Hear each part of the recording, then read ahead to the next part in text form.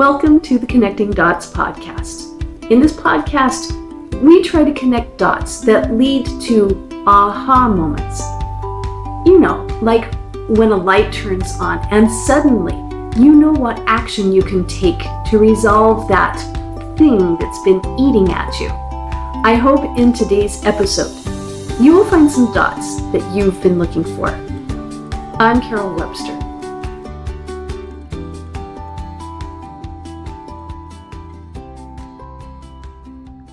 Welcome to Connecting Dots podcast. Just a quick introduction to today's podcast. Yesterday, I was going through a bunch of old videos and documents and so forth to try to curate more than 10 years worth of material that I can consolidate into one spot. It's all over the internet, in various WordPress platforms, YouTube channels. And as I did that yesterday, I realized I really have been doing this for a long time. And I have accumulated, I don't know, if this were a house, I would look like a hoarder, I suppose. So this next video I did a few years ago with the intent of starting the podcast. It only makes sense then to put it near the beginning, and it tells the story of where this all began. It's a beautiful mid-August morning. There aren't very many days that are perfect outside, and at least not in Kansas City. And so I decided it would be a great time to just invite you in front of my house and to talk a little bit about holding space practice and principle-based learning. It's back to school time. And for me, that's always been kind of a new beginning, similar to the beginning of the year, like in January, but this has a flavor of new learning and new scheduling and trying to start again after the free, kind of like being a wild horse in the summertime. So with that newness, I feel a newness towards working on a new aspect of holding space practice.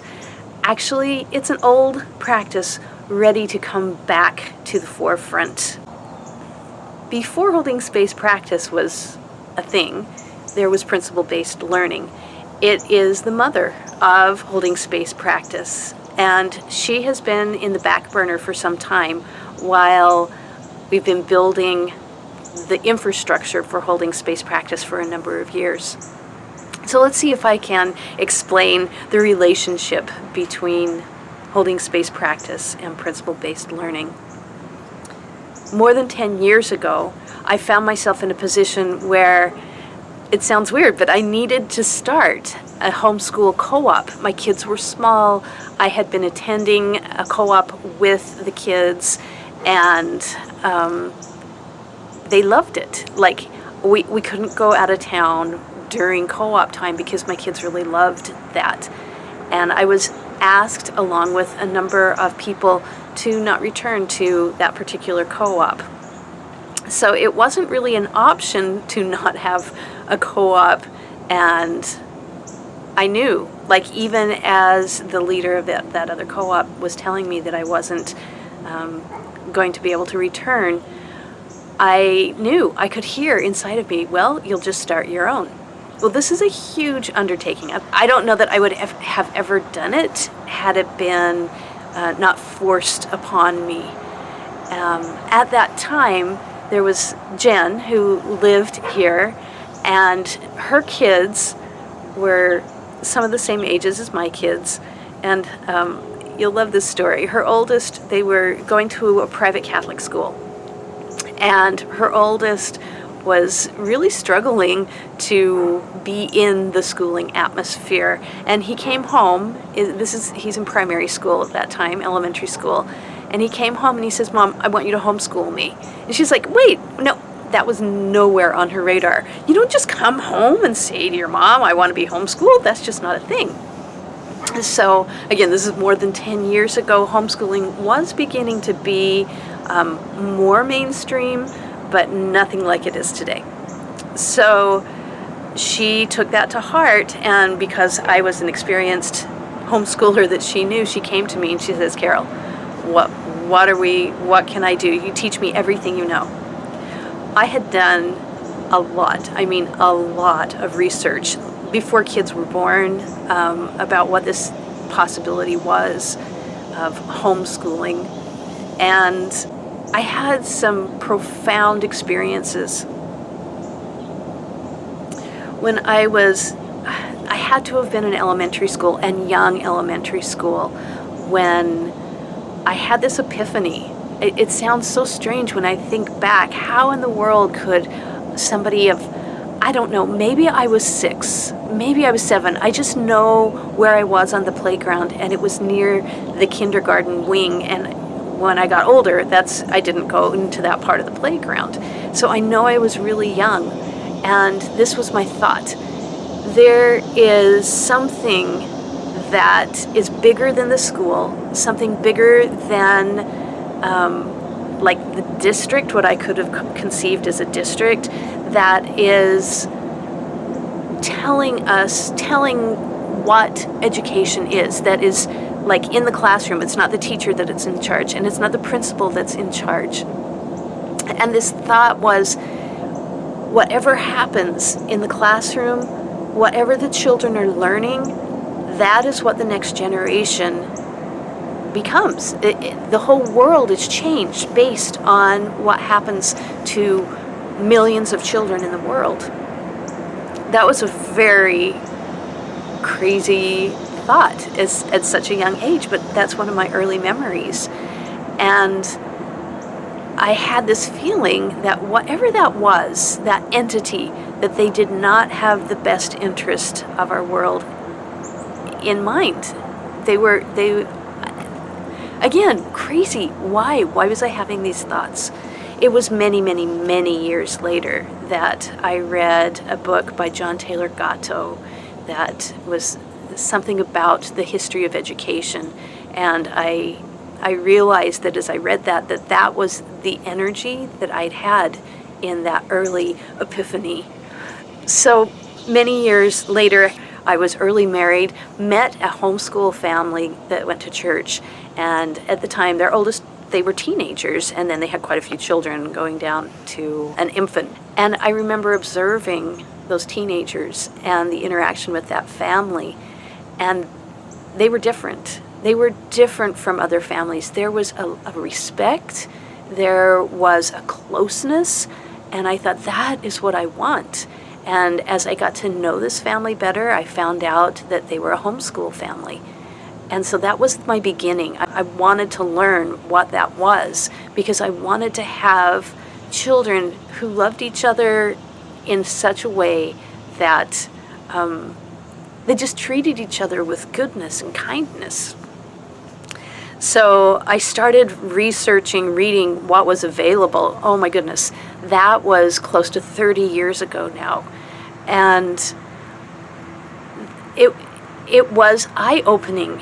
If I didn't want to homeschool, I should never have researched. So there's tip number 1. If you're thinking, I really don't want to homeschool, you should turn this off and you should turn away and not get any information. But as I did every year, and it was around this time in July and August, I would find what was the latest research around the idea of how children learn and what education really is. Back to the story of my friend Jen, who her son said, Mom, I want you to homeschool me. And this junction where I was told I needed to start a homeschool co-op. As I talked to Jen, I was able to begin to tell her about all of this research. One of the most important moments for this was after my oldest was born, and she was approaching 5. And I knew deep in my heart, I knew that there was a great way to teach children, and I could almost feel it, I could almost taste it, but I couldn't really articulate it. And I kept looking and looking and looking for a curriculum, a philosophy, something that would match what was inside of my heart. And I'd been doing that for several years, honestly, when I thought, I'm going to have to give up. Somehow I'm going to have to write out what is in my heart. And I just don't know if there's enough hours in the day to do this. Well, someone said, Carol, I think you would like Charlotte Mason. I'd never heard of Charlotte Mason. I had no idea who they were talking about. It was somebody that I trusted. And so that was my beginning, to look up who is Charlotte Mason. I was so relieved as I began to read her writings. I thought, finally, this is it. This is what's in my heart. I didn't know how to find it. And here it is, and I don't have to write it. If I just follow this philosophy, this is what is in my heart. Charlotte Mason was an educator in the late 1800s into the early 1900s. She lived in England. She was a teacher, a school teacher, but not a normal, I don't know how to explain. She decided to start her own school, and it was based in more about nature. One of my favorite things that she talks about that I've tried to wrap my brain around was each child, each infant is a person, is a whole person. It's not like we're trying to train an animal, but each individual has their likes, their dislikes, even at a very young age. And so she talks about treating children as whole people. And I loved that. That felt right. All right, I could go on and on about Charlotte Mason. That just opened up the window to some other research as I was going along. Another one that you've probably heard of was Maria Montessori. So there's Montessori schools all over the United States and Europe, and she had a very similar philosophy and was contemporary with Charlotte Mason, but Montessori lived in Italy and was very research-based and created different manipulatives, toys to help children discover their world. And so I actually love Montessori stuff too, and taught my children using Montessori equipment. That's another one of my favorite philosophies. There was another one, John Holt, and he studied early childhood and found, as he observed children, that they are learning. We sometimes want to place a structure on top of them, but they are actually learning, and they can guide themselves. And if we just give them a little bit of guidance and leave them alone and don't try to schedule them too much, that they can really learn better than what we could give them. Okay, so all of these things. I had done all of this research and others, and Jen said, okay, Carol, if we're going to start a co-op, and I was glad to have a we, because it wasn't something I wanted to do alone, what are we going to base it on? Because there needs to be something that ties it together. We didn't want it to be a religious school, because that was what the riff was. It was because we had a different religious philosophy that we were not invited back to the co-op that we were attending. So we wanted this to be something that anyone from any walk of life could feel comfortable with. Not that we were setting aside God, not that we were necessarily secular or anything like that, but we wanted it to be so open that anybody could feel comfortable coming into this space. Our idea was to take these various philosophies that she did a crash course in researching, and I just started feeding her all kinds of material that I had researched.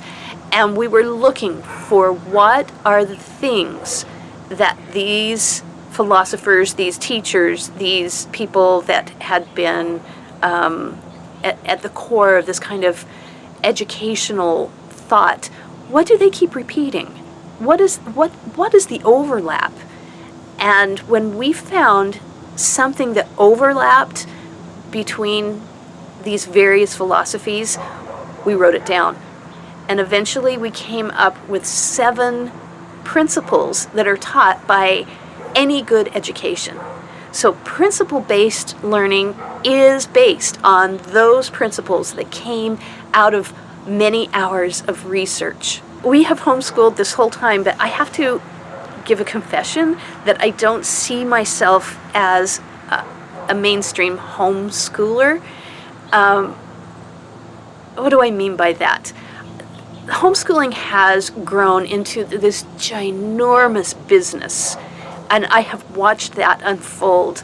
There are these huge curriculum fairs and so forth, and I know that there is good intent behind it, but I have felt completely overwhelmed by the proliferation of so much material.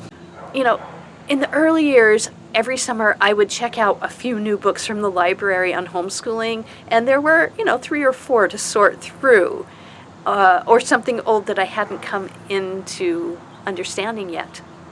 But after a while, it grew so much that I became overwhelmed by all of the material to sort through. And I just chose to stay very simple in these principles. I prayed to find a proper curriculum or a class that met the need of my individual child. And that is how I've homeschooled.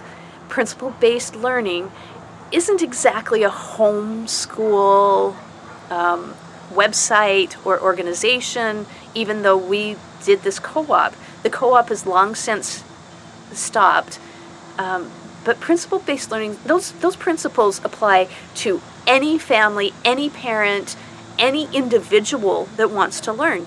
If you follow those principles, you have the best chance of your mind being able to learn. I'm going to tell you a little bit more of my story. When my children were young, especially my first 2 and when my 3rd child was born, I don't know how to put it. I was a mess. Inside, I just wanted to cry most of the time. There was something that had not been resolved, I suppose, from my childhood. And it made me very impatient. It made me, I don't know. All I can say is I was miserable. My kids were miserable. I was searching for something that would help me with this, what would be called discipline for children, to help make things go more smoothly in our home. And I knew that without that, it was not really possible to homeschool or educate my children at home. I understood that, but I didn't know what to do. I read a lot of parenting books once I started to struggle with being a patient mom. And there were some that I wish I had never read. They were philosophies that created habits, for example, discipline habits that were more like corporal punishment, and it didn't feel good, it didn't work, and yet it was a way that I would unleash some of my pent-up energy, and it wasn't good. So there are parenting books out there that I would never recommend. But finally, I came to a book. The author's name is Becky Bailey, and the book was called Easy to Love, Difficult to Discipline. I don't love the title of the book because it makes it sound like this is going to be another standard, this is the way you discipline children. But this is the most loving book for children that I found, and I am sure there are thousands that have been written since. She had, again, principles. And I knew, I'm not going to try to explain what those principles are here. You can look up Becky Bailey, Easy to Love, Difficult to Discipline, and find them yourself.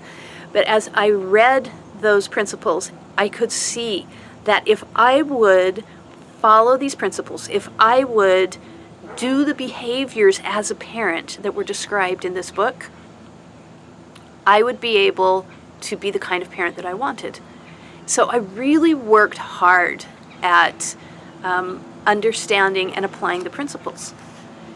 What I found was this division in myself. There was the principles, the behaviors on this side, and then there's how I felt on the inside. So I would do Herculean self-discipline to act on the outside to my children in the way that was described, while inside there was this screaming against it. Now, that is an important place to be in. We do have to discipline ourselves. We do have to choose and say, I will not yell, or I will not spank my child, or I will not tell them that they are terrible, whatever the bad habit is. And you know that it's bad, but it's hard to stop yourself. So you do have to stop yourself. And there was this period of time there was so much angst inside of me that I just didn't know what to do. Eventually, I found that there was some healing inside of me that simply had to be addressed. And I shifted my research to the research of how do you heal, trauma from childhood, or things that make it so that on the inside you feel this energy that just is so difficult to deal with. So that's actually where holding space practice was born, was out of that research. The story of holding space practice was actually mostly from the early childhood of my third child. He was a boy, and just a delightful, easy kind of baby. He very early on started to develop a rash. I was breastfeeding. I suppose things could have come through the breast milk that I was eating that could have created that, but I was just scratching my head going, how is this possible that he is having allergic reactions? And those reactions got worse and worse and worse. It started kind of on his ankles, and then it started to work up his legs, and by the time he was, I'm going to say, 9 months old and starting to crawl around a little, and he had red patches behind his knees. They were so itchy that he would scratch and scratch, and they would bleed, and I was trying to avoid infections, and I bandaged his knees every day. This still makes me so sad that it was really physical trauma for this little baby that was just going crazy because it was so itchy. And I, as a mom, was desperate to find answers for this little boy. It continued to crawl up his body over the months. And pretty soon after he was more than a year old, maybe going on 2 years old, it was starting towards his back, his face. I don't understand why this was happening medically. I'm sure somebody out there could go, oh yeah, duh, this is typical something. But at the time, I didn't understand why this was happening. And I was researching. As you can tell, I am a major researcher when I just want to figure things out. And the internet is a great place to start to do that. I knew intuitively that this is not a mainstream problem. Like I kind of knew that if I took him to a standard doctor, that they would maybe prescribe steroids or something, and they would try to alleviate the symptoms. But what was at the bottom of this? Where did this start? And it took me a while to figure out that it started before he was ever born inside of me with deficits that I had. That was such a huge aha. This is not about him. This is about me.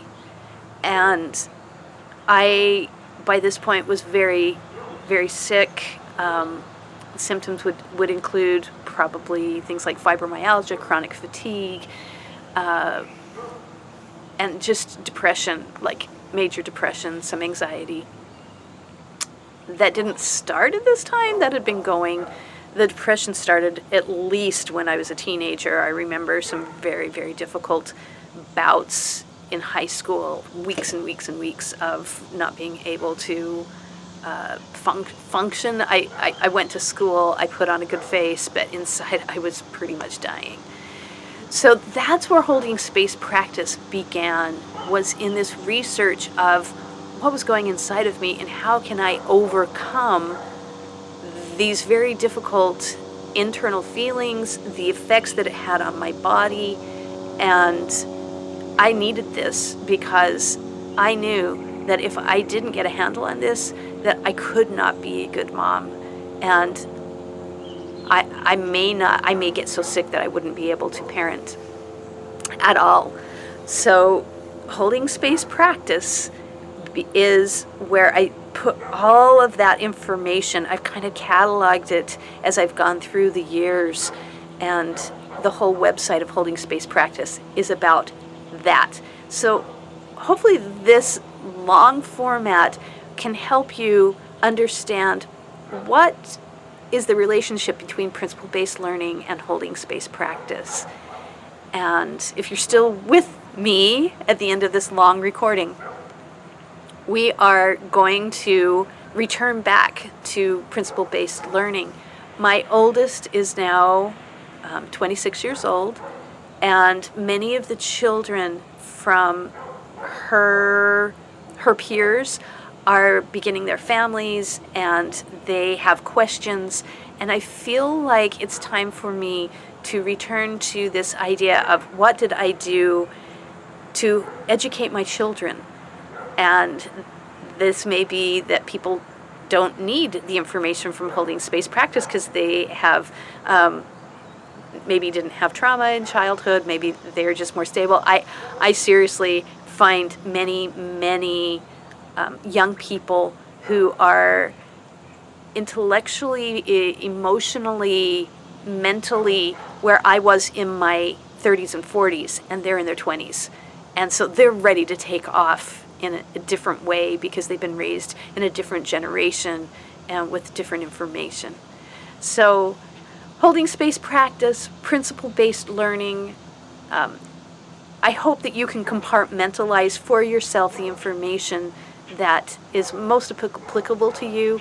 They are complementary.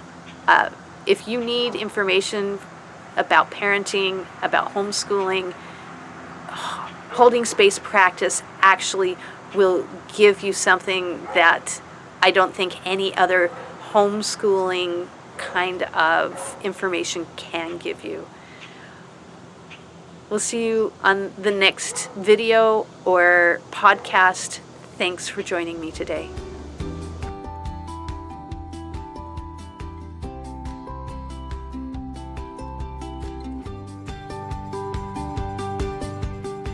For more resources, visit carolbwebster.com.